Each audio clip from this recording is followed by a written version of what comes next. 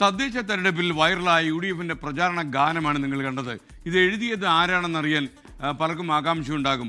UDF വിജയത്തിൻ്റെ പിന്നാലെ സമൂഹ മാധ്യമങ്ങളിൽ ട്രെൻഡിംഗ് ആയ പാട്ട് പ്രശസ്ത ചലച്ചിത്ര പിന്നണി ഗായകൻ അല്ല, പ്രശസ്ത MLA PC വിശ്വനാഥ് ഈ പാട്ട് ആലപിച്ചു. വൻ കയ്യടിയുമായി അതും വൈറലായി. ഒരിക്കൽ കൂടി PC വിശ്വനാഥ് ആലപിക്കുന്നു. സ്വർണം ചെമ്പായി മാറ്റിയേ, സ്വർണപ്പാളികൾ മാറ്റിയേ, ശാസ്താവിൻ കനവൂറ്റിയേ, സ്വർണം കട്ടവൻ ആരപ്പ,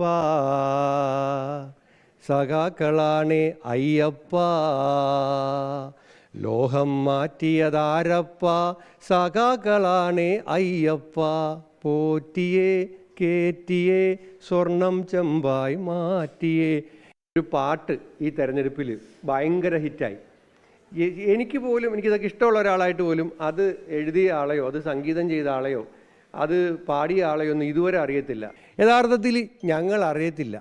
ഇത് എഴുതിയ ആളെ അറിയില്ല, സംഗീതം ചെയ്ത ആളെ അറിയില്ല, പാടിയ ആളെ അറിയില്ല, പിന്നെ സോഷ്യൽ മീഡിയയിലൊക്കെ ചില ആളുകളെ കണ്ട്. എന്നാൽ MLA ഇങ്ങോട്ട് ശ്രദ്ധിച്ചോളൂ.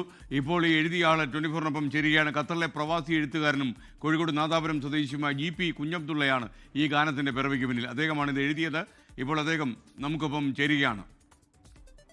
GP Kunhabdulla, good morning. താങ്കളുടെ പാട്ട് ഇപ്പോൾ സൂപ്പറായിട്ട് ഓടിക്കൊണ്ടിരിക്കുക. വളരെ സന്തോഷം. അപ്പോൾ മാത്രമല്ല UDFിനും ഗുണം ചെയ്തു എന്നത് PC വിശ്വനാഥിൻ്റെ മുഖത്ത് അറിയാനുണ്ട്. അപ്പോൾ ഇതിൻ്റെ രാഷ്ട്രീയ സ്വാധീനത്തെക്കുറിച്ച് ആദ്യം പറയൂ. ഇതിന്റെ രാഷ്ട്രീയ സ്വാധീനം എന്ന് പറഞ്ഞാൽ ലക്ഷക്കണക്കിന് ഭക്തന്മാർക്കേറ്റ ഒരു മുറിവായിരുന്നല്ലോ അത് എഴുതിയിരുന്നേ ഉള്ളൂ. ഈ കുഞ്ഞബ്ദുള്ള, ഇത് ഏത് സാഹചര്യത്തിലാണ് ഇങ്ങനൊരു സാധനം എഴുതണം, അത് ഒരു പാരഡി പോലെ എഴുതണമെന്ന് തോന്നിയത്? അത് ഒരു രാഷ്ട്രീയ താല്പര്യമാണോ അതോ താങ്കളുടെ സർഗബോധം ഇങ്ങനെ ഉണർന്ന് പ്രവർത്തിച്ചപ്പോൾ ഒരു എഴുത്തങ്ങ് എഴുതിയതാണോ? ഞാൻ ഒരു കോൺഗ്രസ്സുകാരനാണ്. അപ്പോഴേ ഞാൻ 10-30 വർഷമായിട്ട് UDFിന് വേണ്ടി പാട്ട് എഴുതാറുണ്ട്. അപ്പോൾ ഇപ്രാവശ്യം കിട്ടിയ ഒരു തീം ഇതാണ്. പക്ഷേ സമകാലിക പ്രശ്നങ്ങളാണല്ലോ രാഷ്ട്രീയം. PC വിശ്വനാഥ് ഈ പാട്ട് എഴുതിയ ആളിനെ അറിയാത്തതുകൊണ്ട് വല്ല ഉത്കണ്ഠപ്പെട്ടിരിക്കുക. താങ്കളൊന്ന് ഫോൺ ചെയ്ത് സംസാരിക്കണം. കാര്യം ഇത് UDFിന് ഗുണം ചെയ്തു എന്നുള്ളൊരു തോന്നൽ അവർക്ക് കാര്യമായിട്ടുണ്ട്. അതുണ്ടായിരുന്നതിൽ വളരെ സന്തോഷം. ഈ പാട്ട് എഴുതിയിട്ട് എന്താ ചെയ്തത്? ആദ്യം ഈ പാട്ട് എഴുതിയപ്പോ ഞാൻ യൂത്ത് കോൺഗ്രസ്സുകാരുടെ ലീഗുകാരൊക്കെ വിളിച്ചിരുന്നു.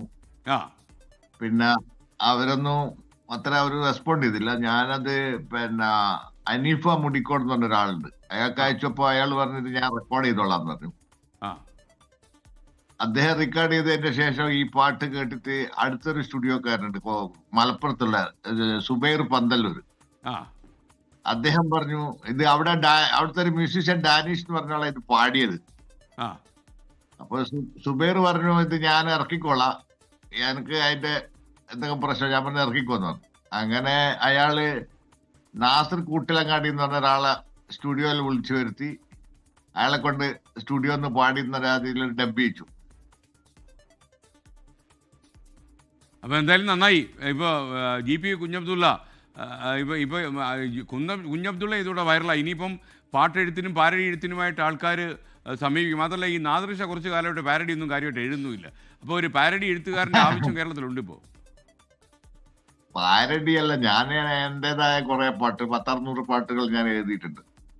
ഓക്കെ, ഇനി എഴുത്തുകാരൻ്റെ ജീവിതത്തെക്കുറിച്ച് ഖത്തറിലാണെന്ന് മനസ്സിലായി. അപ്പോൾ താങ്കൾ അവിടെ എന്താ ചെയ്യുന്നത്? ഞാനിവിടെ ചെറിയൊരു റെസ്റ്റോറൻറ്റും ഗ്രോസറികളും നടത്തുന്ന ഒരാളാണ്. ഓക്കെ, അപ്പോൾ ഈ പാട്ടിന്റെ 2 ലൈൻ മൂളുന്നുണ്ടോ പ്രേക്ഷകർക്ക് വേണ്ടി? ആയിക്കോട്ടെ, മൂളിക്കോളൂ. പോറ്റിയെ കേറ്റിയെ സ്വർണം ചമ്പായി മാറ്റിയെ. Okay, thank you. എന്തായാലും വളരെ സന്തോഷം നമുക്കിപ്പോൾ ഈ മോർണിംഗ് ഷോയിൽ ചേർന്നതിന്. താങ്കളുടെ എഴുത്ത് കൂടുതൽ പുഷ്ടിപ്പെടട്ടെ എന്ന് ഞാൻ ആശംസിക്കുന്നു.